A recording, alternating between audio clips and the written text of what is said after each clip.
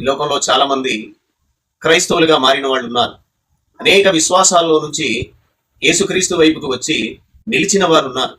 వారి గురించి సాధారణంగా ఈ లోకస్తులు ఏమనుకుంటారు అంటే, వీరిని బలవంతంగా డబ్బులిచ్చి మార్చేశారు అని, భోజనం పెట్టి మార్చేశారు అని, మాయమాటలు చెప్పి మార్చేశారు అని.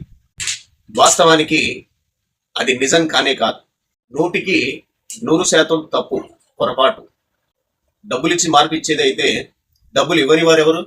భోజనం పెట్టి మార్పించేదైతే భోజనాలు పెట్టలేనిది ఎవరు?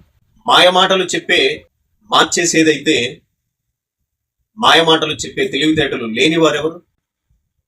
డబ్బుల కోసం, భోజనాల కోసం మాయమాటలను బట్టి మనసు మార్చుకునే వాళ్ళు ఎప్పుడైనా మార్చుకుంటారు. కేవలం క్రైస్తవ్యం వైపుకు రావడానికి మాత్రమే మార్చుకోరు, ఇక అనేక విశ్వాసాల వైపు వెళ్ళడానికి కూడా మార్చుకుంటారు. వారు అస్థిరులు.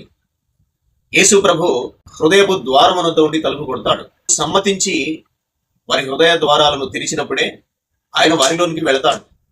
అంతేకాని బలవంతంగా ఆయన వెళ్ళడు. బలవంతంగా ఎవరు కూడా క్రీస్తులోనికి లేదా క్రైస్తవ్యంలోనికి ఒక మనిషిని తీసుకురాకూడదు. ఎందుకంటే వారు మధ్యలోనే రాలిపోతారు కనుక. అట్లాంటి పరిస్థితులు అనేవి క్రీస్తు మార్గములో లేవు. ఇవి కేవలము తెలియని వారి యొక్క అమాయకత్వం మాత్రమే. మన ప్రపంచాన్ని కనుక గమనించగలిగినట్లయితే క్రీస్తు కొరకు అనేకులు హింసలు పొందుతున్నారు, నిందలు పాలవుతున్నారు. యేసుక్రీస్తు నమ్మినందుకు అనేకులు హత్య గావించబడుతున్నారు.